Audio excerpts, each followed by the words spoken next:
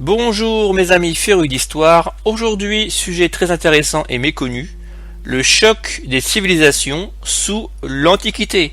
Est-ce que les Celtes, les Romains, les Grecs, les Égyptiens, les Perses, etc. cohabitaient entre eux pacifiquement, se mélangeaient sur un même territoire et avaient des rapports plus ou moins amicaux? Sujet très intéressant et très méconnu du grand public, même les historiens, surtout à l'heure actuelle, évitent d'en parler, puisque nous vivons une époque de grands mélanges. Donc, qu'est-ce qu'une civilisation? Sujet très intéressant. Une civilisation, c'est avant tout une croyance religieuse d'un groupe d'hommes, plus ou moins géographiquement sur le même territoire, physiquement homogène, qui devient par la suite des conquêtes, plus forcément physiquement homogènes, mais du moins de la même croyance religieuse. Et un mode de vie et des valeurs communes. Voilà. Nous allons commencer tout simplement par Alexandre le Grand, qui était macédonien, qui est né à Péla, dans le nord de la Grèce, et déjà vous allez voir les problèmes qu'il y avait.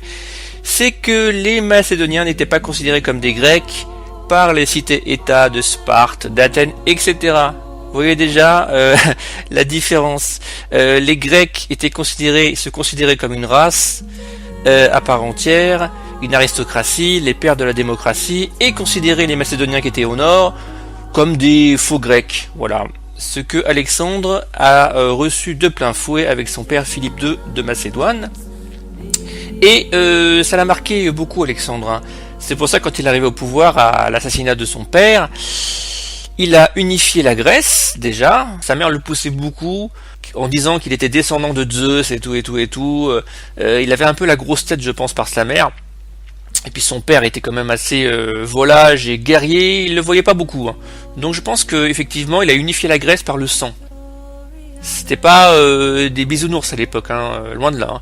Voilà. Après il est parti au fin fond du monde, et son professeur Aristote lui a enseigné que les Perses étaient des sauvages. Il n'y avait pas de discussion là-dessus. Voilà, les Grecs étaient supérieurs aux autres civilisations, point final. Ils apportaient la civilisation. Voilà.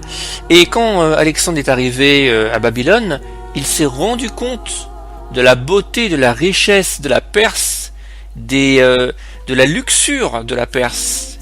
Et il s'est dit, mais Aristote m'a trompé.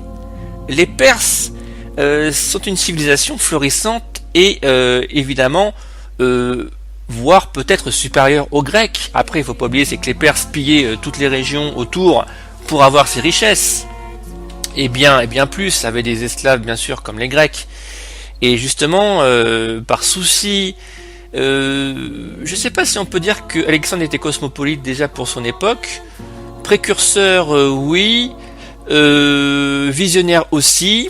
Alors, il s'est marié avec Roxane, une princesse perse, pour essayer d'unifier à la fois les Grecs et les Perses. Tous ces généraux, Alexandre était fou de rage, puisque il considérait encore une fois les Perses comme des sauvages.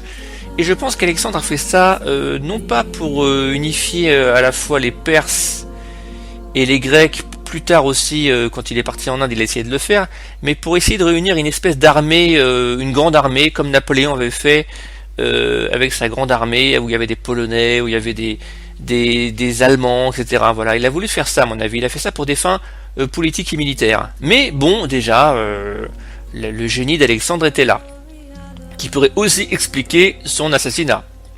On ne saura jamais, je pense. Autre exemple, est très probant, le dernier empire grec, l'empire des Ptolémées, avec son dernier dirigeant, qui fut la très célèbre Cléopâtre, qui gouvernait l'Égypte à Alexandrie, une ville fondée par Alexandre le Grand.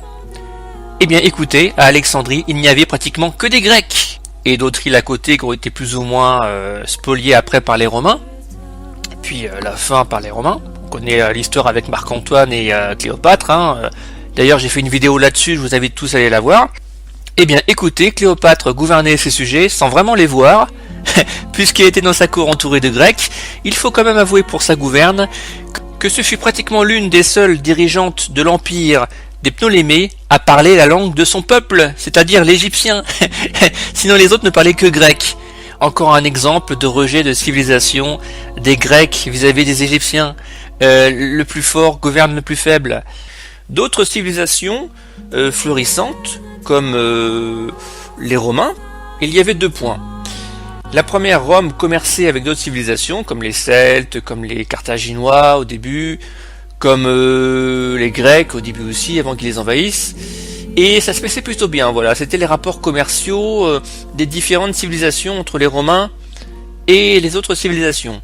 Après, quand Rome envahissait d'autres civilisations, comme les Celtes, ils considéraient qu'ils pouvaient garder leur culte.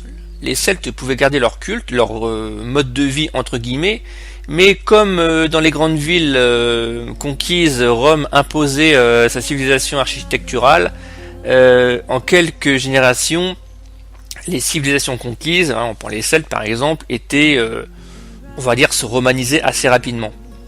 C'est le génie de Rome de ne pas forcer sa civilisation à primer sur une autre civilisation, mais il pouvait rester vivre dans les pays conquis par Rome à condition qu'ils respectaient la Pax Romana et les lois romaines.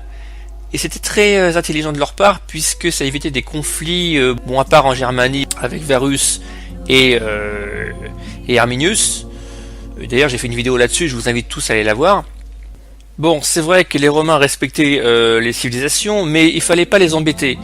2 exemples, quand les Juifs se sont révoltés quelques années après le Christ, les Romains sont passés à l'action, et c'est ce qu'on appelle la première diaspora chez les Juifs. Ils ont été chassés d'Israël, enfin à l'époque c'était la Judée, et d'ailleurs sous Vespasien on voit que le Colisée de Rome a été construit grâce aux richesses capturées dans ces régions-là, les richesses des Juifs, voilà. Et les Romains étaient complaisants, mais il fallait pas les embêter. Les Juifs ont voulu se révolter et récupérer leurs terres, une chose noble pour eux. Mais voilà, et les Romains ont agi avec une main de fer. On peut aussi parler effectivement des chrétiens martyrisés à Rome par Néron. Bon là, ça a été un peu romancé par la suite, puisque les empereurs sont devenus chrétiens sous Constantin, donc ils ont un petit peu... on va dire noirci le tableau sur Néron, mais c'est vrai qu'il y a eu des persécutions chrétiennes importantes sous la Rome antique au début, quand les chrétiens sont apparus. Pourquoi ? Parce qu'ils commençaient à devenir trop importants, ils se cachaient, il commençait même à y avoir des sénateurs et des gens importants chrétiens, et ça a fait peur au pouvoir, voilà, et beaucoup de gens traditionalistes dans les coutumes et les mœurs romaines, que leurs dieux d'antan disparaissent sous ce dieu unique. Voilà. Mais les Romains avaient ce génie d'assimiler, et on le voit bien dans la Rome antique, dans la ville de Rome qui était une mégapole de plus d'1 million d'habitants, et on voyait tous les sujets de l'empire conquis à Rome. Il y avait des Éthiopiens, il y avait des Égyptiens, il y avait des anciens Perses, des Celtes, tous mélangés. Mais attention, une chose qu'on oublie de dire, c'est que les 3/4 de ces personnes qui étaient dans les rues de Rome étaient des esclaves. Bien sûr que Rome pouvait cohabiter avec d'autres civilisations conquises. Attention, conquises, c'est pas la même chose. Ça veut dire que la civilisation romaine était supérieure aux civilisations conquises, mais qu'elle pouvait cohabiter dans l'Empire romain si elle respectait l'Empire romain, les coutumes romaines, les mœurs romaines et les dieux romains. D'ailleurs, on l'a bien vu, bien souvent d'ailleurs chez les Celtes, qui avaient beaucoup de dieux pour la nature, comme le ciel, le vent. Les Romains, pareil, tirés des Grecs, donc ils ont pu supplanter la religion celtique à la religion romaine, puisque ces dieux étaient plus ou moins similaires. Donc là, il y avait une espèce de similitude, vous voyez, il y avait le dieu de la guerre de chaque côté, des Celtes, des Romains, etc. Donc ça a pu cohabiter. Et ça a fini par le christianisme qui a unifié, qui a développé une civilisation florissante par la suite. Mais le génie de l'assimilation à la romaine suffit tout simplement aussi, et je terminerai là-dessus pour les Romains, sur la puissance de Rome, sur sa légion et ses hommes. L'armée tenait tout ça. Chez les Celtes, le mélange des civilisations était quasi nul, puisque Les Celtes commerçaient avec beaucoup de peuples, de civilisations, comme les Grecs, les Romains, avant d'être envahis par César. Mais sur leur propre terrain, les Celtes étaient plus dans la haine de différents peuples frères ou cousins, comme par exemple les Arvergnes qui se battaient contre les Édouins, frères de sang, cousins de sang, mais il n'y avait pas vraiment de mélange dans la Gaule celtique. Voilà, au nord vous aviez les Belges qui étaient encore similaires aux Celtes du centre et du sud, un petit peu de mélange effectivement quand même avec au sud de la Gaule, les Ibères, tout ça, ça se mélange un petit peu. C'est vrai qu'il y a eu des mariages entre rois et reines ibères et celtes. Au nord, vous aviez les fameux Germains, cousins des Celtes, entre guillemets, puisque les Celtes à l'origine viennent du sud de l'Allemagne, voire du centre de l'Europe. Voilà. Les Germains étaient assez similaires aux Celtes, par contre avec des coutumes assez différentes. C'est vrai qu'une civilisation peut être moins florissante du fait que les Germains n'avaient pas d'habitation aussi urbanisée que les Celtes. Donc voilà, les Celtes ne se mélangeaient pas trop, voire pas du tout. Il y avait des mariages entre peuples, on va dire voisins, mais c'était pas une civilisation qui était à la romaine qui se mélangeait, parce que les Celtes n'ont pas vraiment envahi beaucoup de territoire. Hein. Voilà, c'était beaucoup des mercenaires qui étaient engagés par les Grecs, par les Romains, pour conquérir d'autres civilisations ou villes. Voilà. Certes, ils ramenaient des esclaves de leur conquête en Gaule, mais ça s'arrêtait là. Alors, chez les Égyptiens, c'était assez étrange aussi, puisque pareil, il y avait des échanges commerciaux entre différentes civilisations. Voilà, on va prendre les Perses, on va prendre les Carthaginois, etc. Mais les Égyptiens avaient cette espèce de... Je sais pas si on peut appeler ça une folie, mais comparé aux Romains ou aux Celtes ou aux d'autres civilisations, les Égyptiens se mariaient entre cousins, cousines, frères, sœurs, et bien souvent les descendants des pharaons étaient de consanguinité assez importante. Ils préservaient leur sang de façon très extrême, ce qui peut effectivement nous dire que l'Égypte n'était pas vraiment aussi un mélange florissant. On voit aussi avec les pharaons noirs, voilà, qui étaient tout en bas du Nil. Les Égyptiens les combattaient, ils ne les considéraient pas comme des vrais Égyptiens. Les Perses, très intéressants. Les Perses géraient un immense empire à leur apogée. Il faut savoir que les Perses avaient un empire, mais vraiment immense, avec des civilisations totalement différentes. Les Perses n'essayaient pas d'assimiler. Eux, c'était simple, c'était les coups de fouet, l'esclavage, et ils incorporaient dans l'armée une bonne partie des hommes des civilisations et des pays conquis pour les tenir d'une main de fer. On peut pas parler vraiment de mélange, mais plutôt de rapport de force. Voilà.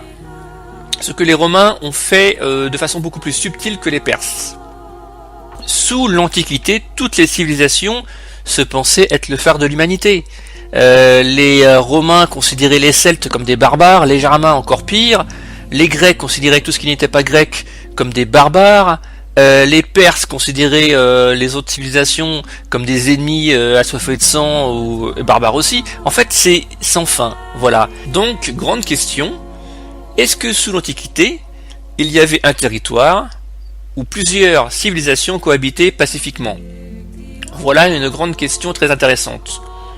Je dirais non, à part pour les Romains, qui tenaient d'une main de fer et d'un gant de velours les différentes populations de son empire, à condition, et c'est là que c'est le génie romain, qu'ils respectent la loi romaine, sinon c'était village rasé, c'était femmes et enfants emmenés en esclavage, et c'est vraiment la grande stratégie de Rome. Ils romanisaient en quelques générations, bien souvent, les peuples vaincus. Et c'est justement quand à la fin de l'Empire romain, ils n'arrivaient plus à romaniser les peuples du nord qui venaient les envahir, par faiblesse militaire, qu'ils perdirent leur civilisation comme on la connaissait d'avant, ou du moins en Occident. Donc voilà, par conclusion, les civilisations sous l'Antiquité pouvaient cohabiter s'il y avait une force supérieure du dominant au dominé, voilà, qui tenait, si vous voulez, toutes ces populations et toutes ces personnes, on va dire par la peur. Mais sinon, c'était quasiment impossible.